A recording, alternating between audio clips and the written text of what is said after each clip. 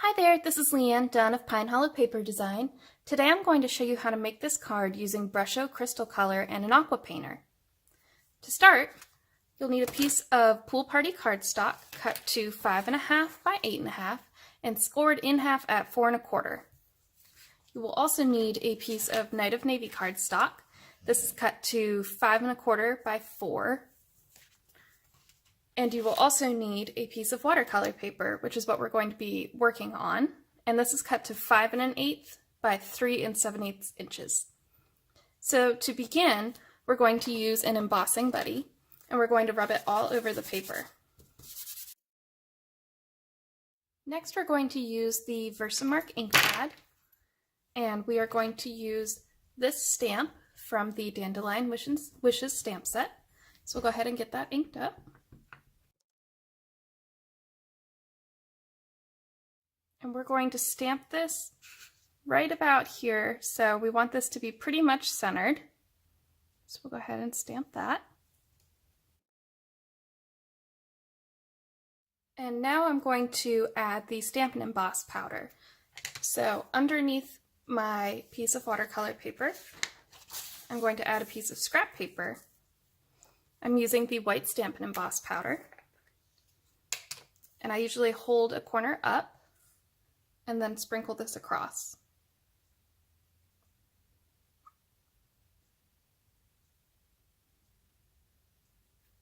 And now we can just dump this off. I usually tap it against my paper. I don't see any extra powder on here, so I can set that aside for a second. You take your scrap paper, fold it, and then dump the powder back into its container.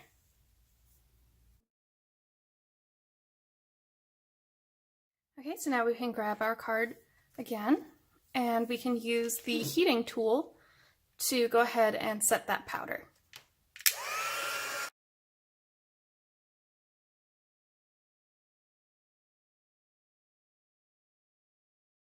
Okay, now that this is all set, we can add our greeting.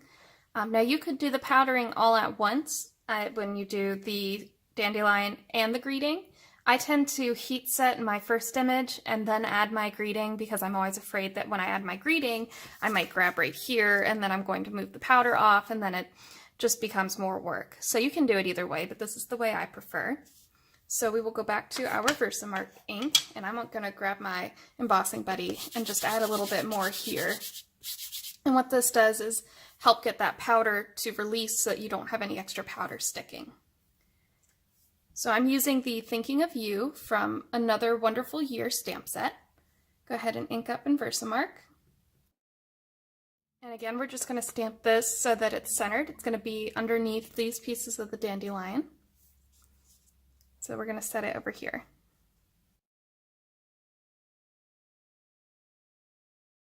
Again, we're going to set our ink pad aside, grab our scrap paper,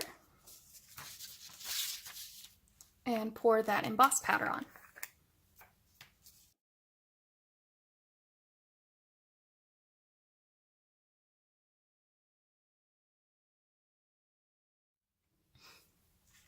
And now we'll go ahead and heat treat this.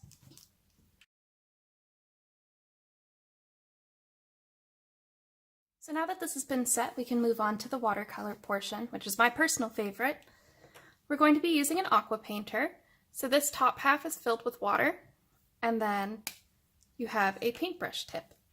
So what I'm going to be doing is applying water around the edges, and this can be very, very random. You're just going to apply a lot of water, and you're going to fill in the entire area. So I will start in the middle. You can see the water pooling, and I'm just going to go in a very random fashion. You want to make sure the water completely surrounds all of the images and the greeting that you have stamped so that they'll stand out. And you're going to add a lot of water.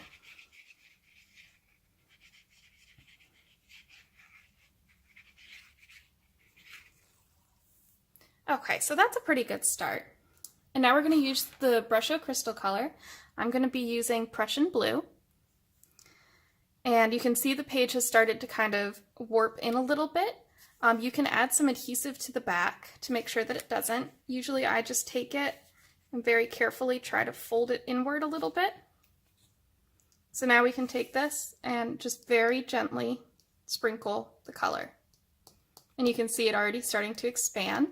The way the page is warping is making the color move around as well. So I can already see that I have some drier spots where I've added color that it's not moving around. So before I go any further, I'm going to add some more water in those areas. And I'm squeezing the brush to make the water come out.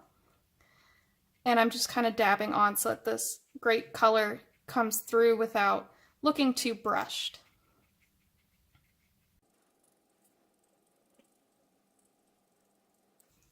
So you can see the water is really pooling in this corner. I'm going to take the card and just move it all around. And this is really going to move all that color. And you can bend the page so that the color moves around differently. You'll see some of the variation has settled in. And now that I've moved this around a bit, I'm going to add a little bit more color, and this will add more variation as well.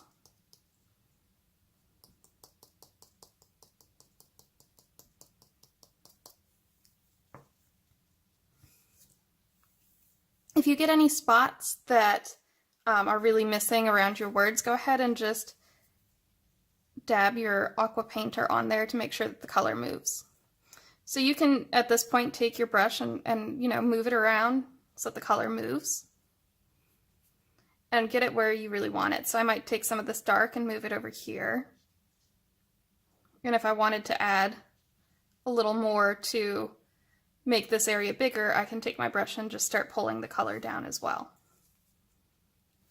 So at this point, I take a paper towel that I've folded up, and I'm going to very gently start dabbing around some of the white areas. This will pull some of the color up. So you'll see here I have plenty of extra pooling right there.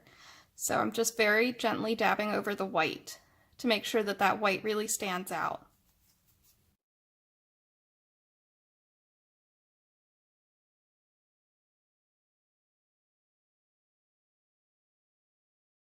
Missing a little bit of color, so I'm going to add some right here.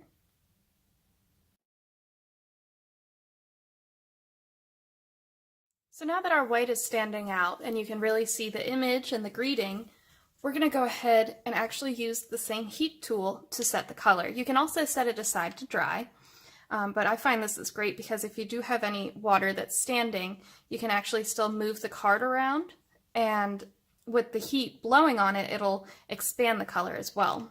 So I'm pretty happy with the way the color turned out on this one, so I'm just going to go ahead and set it with the heat tool straight up and down so that the color doesn't move.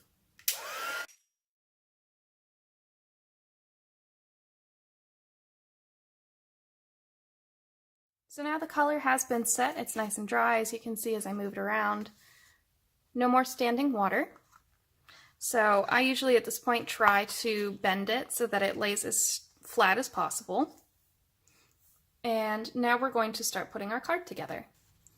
So we can take this Night of Navy piece that we're going to mount this piece to. Now that this is dry, we can flip it over. I always try to use an extra strong adhesive to attach, since it is warped, to help make sure it stays in place.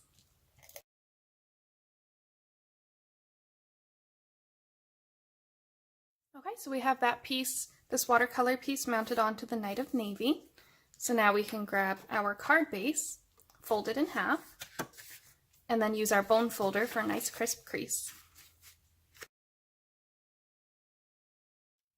And the last bit is going to be to attach these two pieces to the card base. So again, I'm going to use some strong adhesive just to make sure it sticks.